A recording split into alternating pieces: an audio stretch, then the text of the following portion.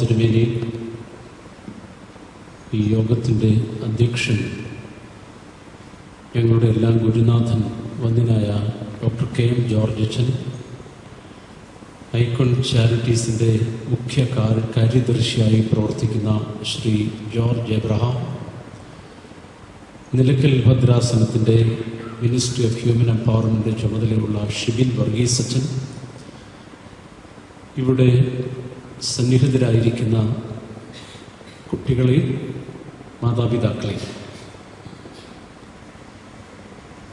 ഒരു രാജ്യം നശിക്കാൻ എന്ത് ചെയ്യണം എന്നതിന് ഒരു ഉത്തരം സൗത്ത് ആഫ്രിക്കയിലെ യൂണിവേഴ്സിറ്റി ഓഫ് സൗത്ത് ആഫ്രിക്കയുടെ എൻട്രൻസിൽ എഴുതി വച്ചിട്ടുണ്ട്. ഒരു രാജ്യം എങ്ങനെ നശിക്കും എന്ന്. Destroying any nation does not require the use of atomic bombs or the use of long-range missiles. It only requires lowering the quality of education and allowing cheating in examinations by the students.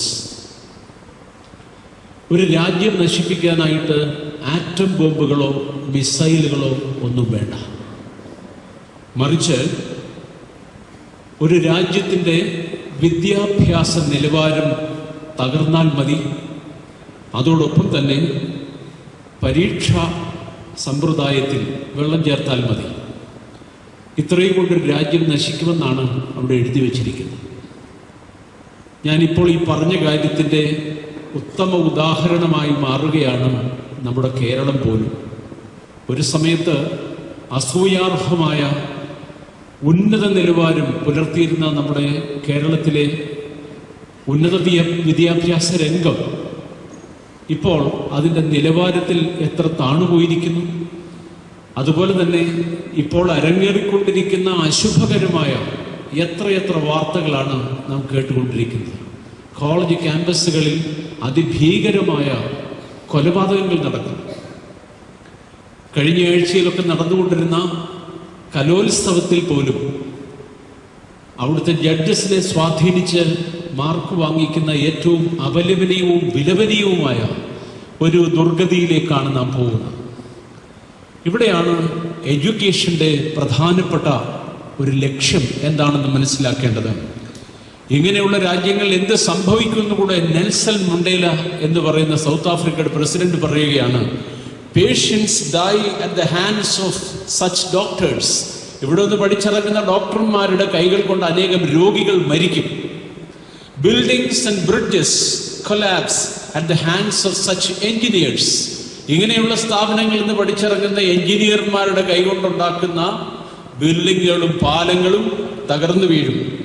Justice lost in the hands of the judges. ന്യായാധിപന്മാർ നീതി നടത്തിക്കൊടുക്കുവാൻ സാധിക്കാതെ ഇരിക്കുന്നു. The collapse of education is the collapse of the nation. വിദ്യാഭ്യാസം തകരുന്നതോടുകൂടി രാജ്യം തകരും. ഇന്ന് icon ചാരിറ്റീസിൻ്റെയും Malankara orthodox സഭയുടെ ministry of human എംപവർമെൻറ്റിൻ്റെയും സംയുക്ത നേതൃത്വത്തിൽ കഴിഞ്ഞ 18 വർഷമായി നടത്തിവരുന്ന ഐക്കൺ എക്സലൻസ് അവാർഡിൻ്റെ 2023 അവാർഡ് ജേതാക്കൾക്ക് അവാർഡ് സമ്മാനിക്കുന്ന ദിവസമാണ്. ഇവിടെ ഈ മോൾ അനൗൺസ് ചെയ്തതുപോലെ ഇന്ത്യയിലാകമാനം 616 കുട്ടികളാണ് ഈ വർഷം ഈ അവാർഡിന് അർഹരായിട്ടുള്ളത്. അത് വിവിധ സ്ഥലങ്ങളിൽ വെച്ചാണ് നമ്മൾ ഡിസ്ട്രിബ്യൂട്ട് ചെയ്യുന്നത്. ഇവിടെ കുറച്ച് കുട്ടികളെ മാത്രമേ വിളിച്ചിട്ടുള്ളൂ. ബാക്കിയുള്ളവരൊക്കെ ഓരോരോ സ്ഥലങ്ങളിലായിട്ട് വിവിധ സ്ഥലങ്ങളിലായിട്ടാണ് അത് കൊടുത്തുകൊണ്ടിരിക്കുന്നത്.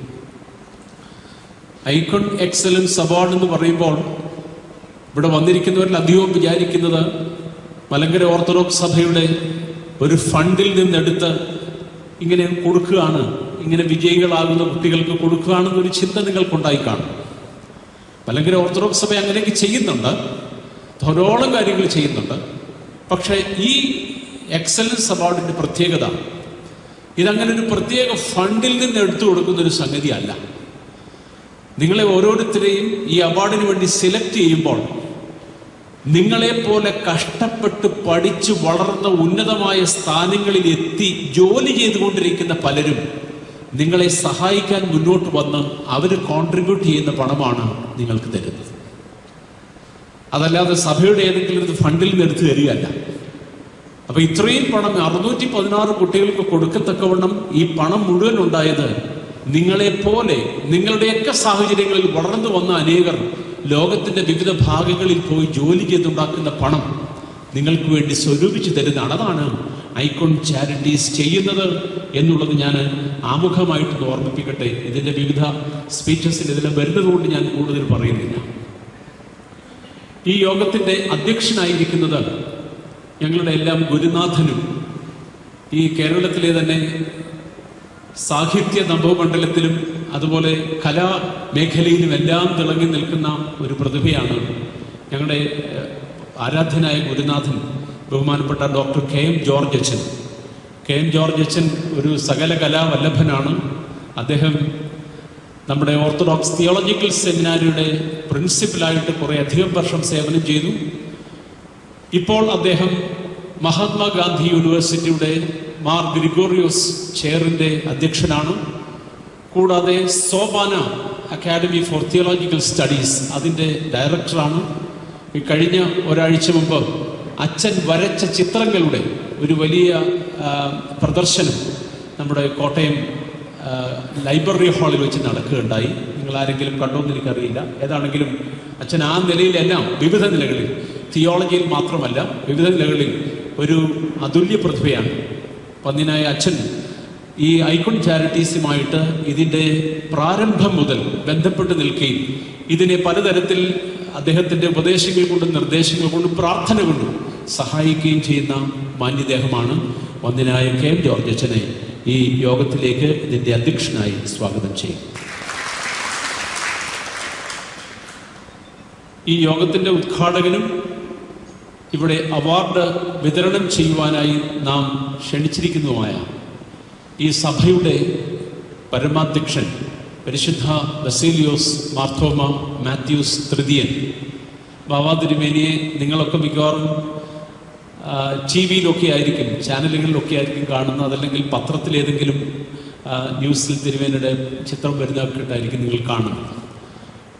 പരിശുദ്ധ ബാവാ തിരുമേനി നമ്മുടെ സഭയുടെ പരമാധ്യക്ഷൻ